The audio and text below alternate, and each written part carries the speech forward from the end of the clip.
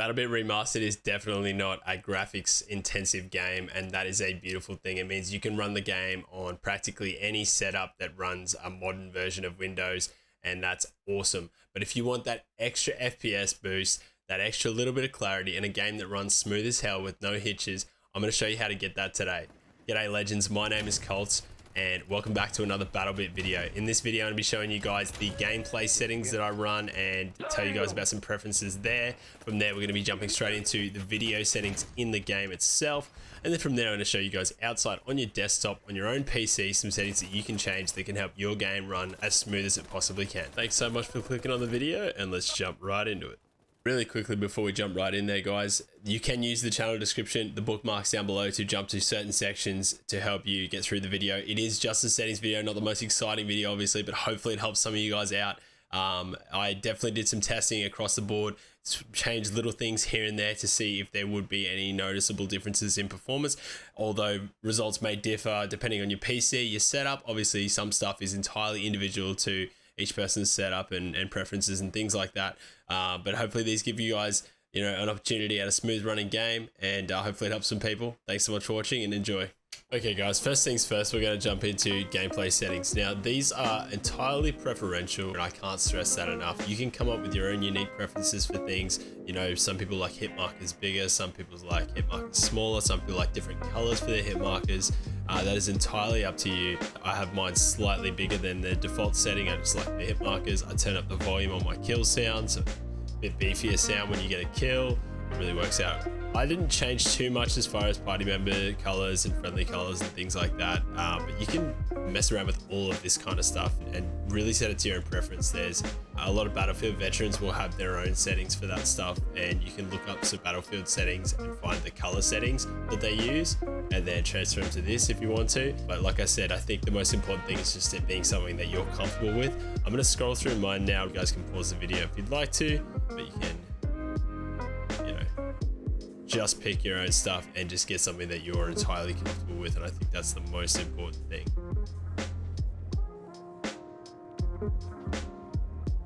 Rightio. Next up guys, we got the control settings. So my controls, I didn't change too much. I have directional climbing on for like being able to hop over things in that direction. I don't toggle in or anything like that. That's all pretty standard. Vertical sensitivity, so I run 121, horizontal 121. I play with 400 DPI. I have 144 vertical and 144 horizontal on ADS. This is actually a fresh sensitivity for me. I've gone down slightly to what I used to run. I was only like a bump higher. I think I was like in the 150s and the 140s up here. We've just changed that. Going down a little bit slower, give me a bit steadier aim, but that's pretty much the settings there. I come from Counter-Strike competitive when I was younger. I have those settings like ingrained, low DPI and pretty slow sensitivity, just steady aim, muscle memory. Now back to key bindings. So for key bindings, I don't really change too much. I did change my vault and jump keys separate because I feel like this is a massive thing in quite a few games. If you've ever played Hunt Showdown or other games and stuff like that, you can really get caught in animations if you have the same key bindings for vault and jump. So I've separated mine, and it just gives you the option of like if you want to hop up on top of the wall and take shots at people. So for example, you're running here, you know, if I want to get up onto this wall and just take shots and you know, pivot and things like that. Whereas, you know, if I feel like vaulting, I can get stuck in the animation, which obviously some things you definitely have to vault over. However, you don't want to get caught in that if it's unnecessary. You know, for this, I can just simply run and jump over rather than being caught in that slow animation, which can get you killed, obviously. But now back to key bindings. Pretty standard across the board. Everything, my drag player's key is the same, but I put bandage a player on the same key. That just makes it easier to like drag someone and bandage them at the same time. It can be a little bit annoying when you are bandaging yourself and you walk over the top of a player. So that is definitely a risk because you can end up dragging them and they can slow you down and like negate your movement and things like that. So I definitely recommend being careful when you're bandaging yourself. All of my other vehicle settings and things like that are pretty much default. I haven't changed much at all. The only thing I did change as far as other than the vaulting is if you go to my grenades, I've just got them set to like my throwable is a side mouse button. That's pretty much is everything else is pretty default across the board. Once again, when it comes to key bindings and settings for your gameplay itself, preference, your own personal preference is definitely the way to go. Now jump straight into video settings. I just run a 1080 screen. I don't have the 4K screen or anything like that. Exclusive full screen is definitely the way to go to get the most FPS out of the game. As a streamer, it is a little bit annoying at times, like tabbing and stuff like that if you choose to, but it's definitely the best way to get the best performance. I run screen scale on 200. It gives a bit of better depth of field. You don't have to run that. The default setting, I believe, is 100, 125, but I've noticed that there's no noticeable changes in FPS drops with it. Obviously, some of this stuff will be dependent on your own PC setup. However, I definitely feel like I didn't notice much of a difference, so I set mine to 200. Vertical sync off. My max FPS, I just cranked it all the way up. I run a 144 hertz monitor. Obviously, the maximum FPS that's going to be recognized is that 144, but it doesn't hurt to go well beyond that and give you the fluidity of the game and keep it flowing nice and smooth. Crank the brightness up to 200, gives good visibility. It may seem a little bit bright at first, depending on what your monitor settings are, color-wise and things like that, but I definitely really enjoy having the brightness. It gives me a lot of clarity playing. 200 is a good setting. Field of view, that's another preference setting. I just run mine at 103. It's a pretty standard sort of setting. You can crank it up a much more if you want a bit more view. This will affect your aiming and snapping to targets though. The wider it is, the harder it will become. The smaller it is, the easier it'll be to snap to target. So for example, if I run 80, if I go down to 80 here, you jump in, you have obviously a smaller field of view. The target's then like a lot more centered. Whereas I like to find like a bit of a middle ground with it to 103. It just gives me that like middle ground of like I can see things on my right, left, and you just get used to it anyways. It's definitely something that you get used to over time. Vehicle field of view, I just crank it up to 120 and I've turned screen shake down to 0. This is the best performance. If you're somebody who really wants to get immersed in the game and have the screen shaking and have it all going crazy and you're playing it purely for like the large scale warfare, crazy immersive experience, in performance, have it on 0. Graphics, I actually just turned shadows off. You can definitely see shadows, players and things like that if you have it on, and maybe you can see players, but I'm yet to sort of find a situation where it's actually something that's, at the end of the day, this game has a very, very basic setup, so you don't have to go hard out into the really fancy stuff that's going to add that extra set of texture and detail and shadows and things like that. It's a pretty straightforward game. People don't play this game for its graphics, they play it for much more. So yeah, those higher settings, a lot of them I've turned off. So we've just got shadows enabled there. Shadow resolution, all that sort of stuff is kind of irrelevant after that. Anti-aliasing, I had it on high. It doesn't really make too much of a difference if you have shadows disabled. So going on to rendering, destruction quality, you can have this on low for best performance. I've just got it on medium. There's no real reason why it doesn't make too much of a difference on performance. If you have it on the higher ones, obviously it can make a bit of a difference if there's buildings blowing up and explosions and things like that. So for the best performance, I definitely still recommend low. LOD quality, crank that up to 400. It just gives you a little bit more clarity, rendering people in at distances and things like that, and teammates around you and stuff like that. It just gives you like a little bit of a sharper sort of res on everything that's around you, and it's not really a huge impact on performance.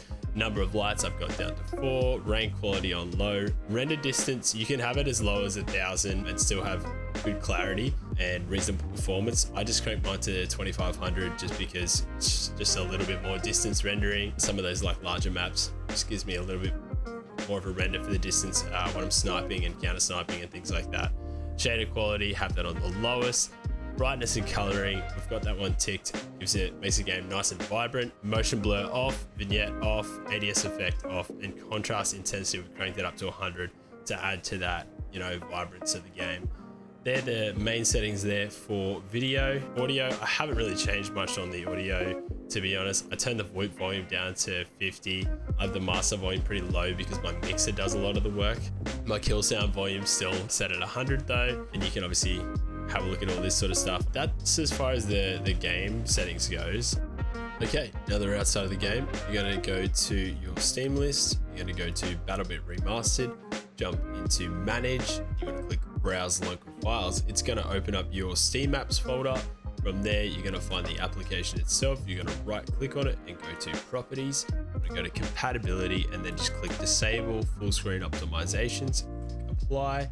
It's just going to allow the game to run without any Windows interference. Now we're going to move on over to NVIDIA control panel settings, and you've got your global settings, but I've just set mine up just for Battlebit. I definitely recommend just doing that if you do play other games and things like that. You want to go straight into program settings and you want to select Battlebit from the list. If you don't have Battlebit in the list, click add and you can find it here and find it within your settings and add Battlebit in there, and then you're going to set the settings for that. Starting off, image scaling, I've just got use global setting, which is off. I've got use global setting for anisotropic filtering, which means it's application controlled, which means that the setting that we set within the game before is what's going to control it. Same with anti-aliasing and your background frame rate, we're going to have those off. GPUs, you can just select your own GPU. Mine's just the one GPU, so obviously it's just going to be running that. Low latency mode, I would turn on. You can run it on ultra. I feel like it's not really necessary, and there is a chance for it to cause performance issues if your PC can't hack it at times or things get really intense. So I just ran low latency mode just on. The max frame rate, you just want to have that off. Monitor technology, you can have G-Sync, but G-Sync's not really that great, to be honest, and just run a fixed refresh rate is the best way to go. And if you haven't already, just go to your resolution settings and just ensure that your refresh rate is set to the highest that it can be. I've just got 144 Hertz for mine, so you just set it to that, and from there back to here we've got the fixed refresh. Multi-frame sampled, I'm not gonna lie, I don't really know what that does. I just have it off, it doesn't affect anything. GDI compatibility, you can go prefer performance if you choose to. It can help. I haven't really noticed a difference, so I just use global setting on auto. So OpenGL rendering, auto select, it's just going to select my GPU. Power management mode, prefer maximum performance, it's going to get the most juice out of it. Obviously will run more power for your PC, but definitely the way to go for highest performance. Preferred refresh rate, you want to go highest available. Texture filtering, anisotropic, that sort of stuff, you're just going to have off. Use global setting, allow for the negative LOD bias. I have tried it with allow and clamp, but honestly, I didn't notice any difference after playing it for a little bit. So I just have it on allow. Texture filtering quality, you can go to performance and things like that, high performance. I just have mine set to quality. The game doesn't have that much of a performance requirement to smash things out. If you think about it, it's not really like the highest intensity graphics game, Minecraft style graphics. So I've just got mine set to quality. Performance is obviously going to offer you higher performance and high performance and things like that. I haven't noticed a difference. I did put it on performance. I don't think I noticed any frames difference. My frame's sitting up at like 600 to 700 as it is. Maybe if you have a lower budget PC, I would give this a try running it on performance and just see how you go with it. But in my personal experience, I've not noticed any major difference with it. And I don't have the highest end PC. It's reasonable, but it's definitely not like the top notch. Texture filtering, I just have that left on. You can disable it if you choose to. However, like I said, Battlebit isn't a huge pull on your resources of your PC, unless it's a super old janky PC. In that case, you could disable that and it might help out. Threaded optimization, I just have it set to auto. You can turn it on. I have tried it with on, and once again, it was one of those settings I didn't notice a huge difference in stats and things like that. So I just have mine set to auto and it does its thing from there. Triple buffering is just off. Vertical sync, use the 3D application setting, so that just means we've got it turned off in game. It's just going to be turned off as it is, but you can just turn it off here as well. Virtual rendering, pre-rendered frames. Sorry, virtual reality pre-rendered frames. I've just got to use global setting 1, and then same again with the Vulkan open. I haven't touched these two; they're pretty much exactly the same. Now, there is other things that you can do to add to the vibrance of the game if you choose. A lot of people know about the digital vibrance setting. I just have mine on 75. It's just overall globally across all games, I'm just used to having it on 75, but this is another personal preference setting which could help you out.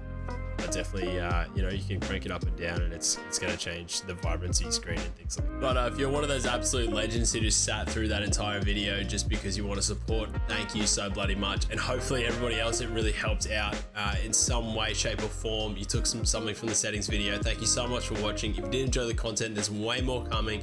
Battlebit, other shooters, whole bunch of awesome shit. Click on that sub button, click on the like, all that sort of stuff, comment. It all really helps out. I'd really appreciate it. And I hopefully see you guys in the next one. Big love.